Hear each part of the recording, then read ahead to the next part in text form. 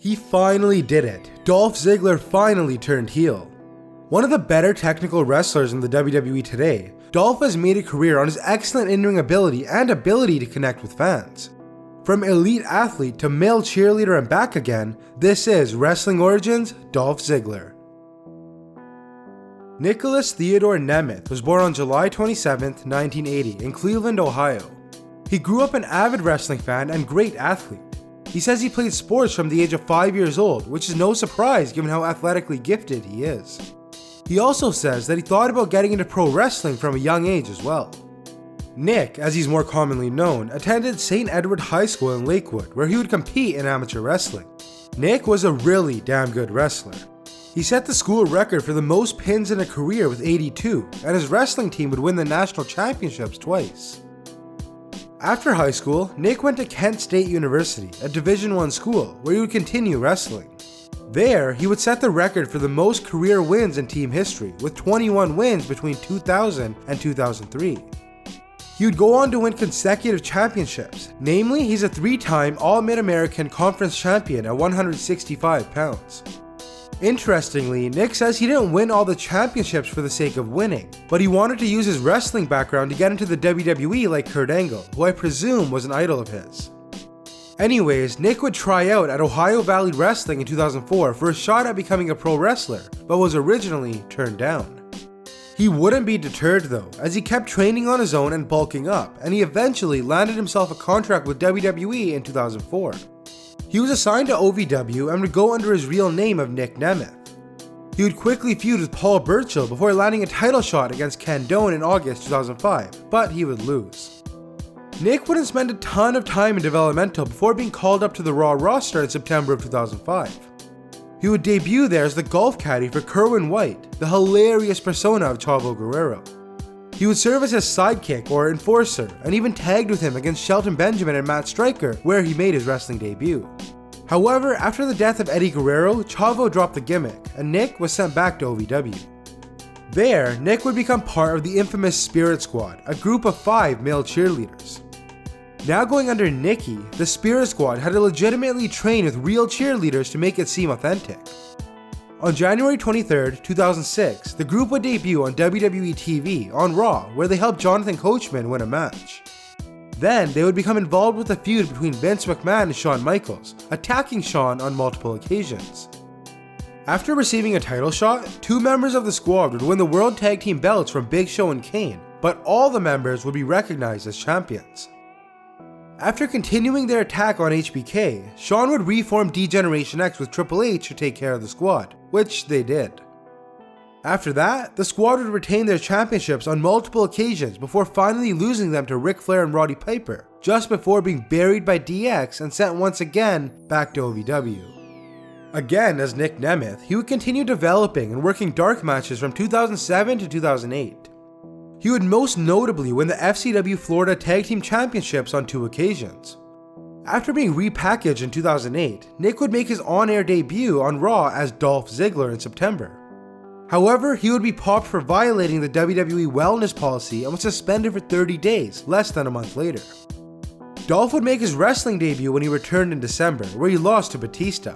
He would get his first victory a few weeks later against Charlie Haas before competing in the Royal Rumble and being eliminated in 21 seconds.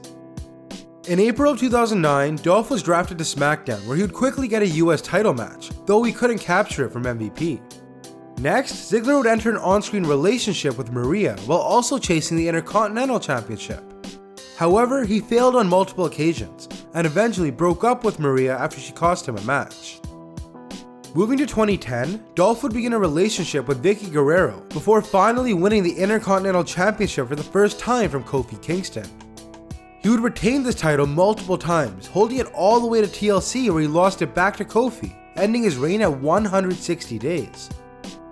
From there, Ziggler would begin feuding with Edge for the World Heavyweight Championship.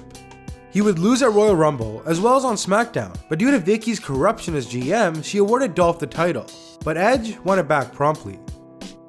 After moving over to Raw and being billed as the new and improved Ziggler, he would win his first United States title from Kofi Kingston. He would retain for a while once again before finally losing it to Zack Ryder at TLC. He He would get a couple more championship shots in the next little while, but was unsuccessful. Moving to 2012, Dolph would win the Money in the Bank ladder match to win a World Heavyweight Championship contract. He would try to cash in on Sheamus a few times, but was attacked by Alberto Del Rio before he could. Holding onto his briefcase, Dolph would feud with Chris Jericho, Randy Orton, and John Cena to name a few. He would also become involved with AJ Lee at this time, and work with Big E Langston, who was called up from NXT. Moving to April, Dolph would cash in his contract on the Raw after WrestleMania 29, where he defeated Alberto Del Rio to win the World Heavyweight Championship in an awesome moment. Unfortunately, Ziggler was injured soon after and had to take a month off from TV. When he returned, he feuded with Del Rio and lost the title, but not before Del Rio turned heel and Dolph turned face in the same match.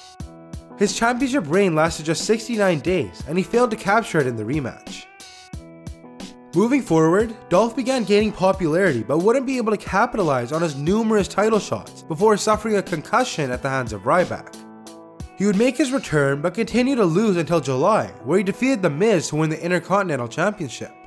He would retain until Night of Champions, where The Miz won it back, but Dolph got it back once again the next night. He would hold the belt for just 56 days until he lost it to Luke Harper.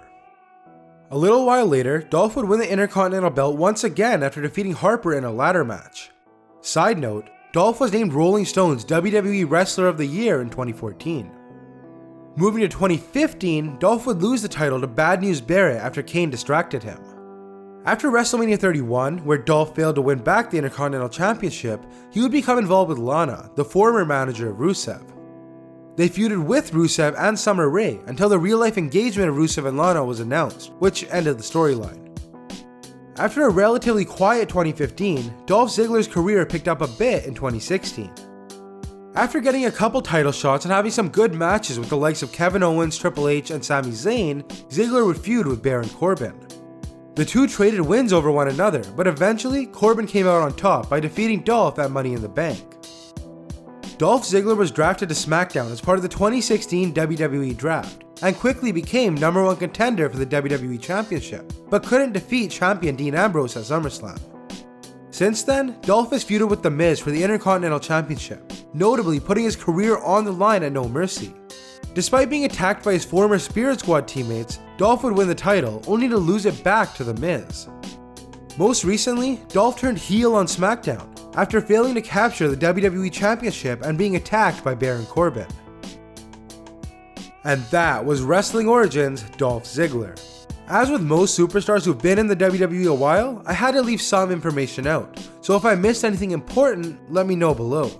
Also, if you haven't already, hit the link in the description to enter our giveaway for a free PS4. As always, thanks for watching, and I'll catch you in the next one.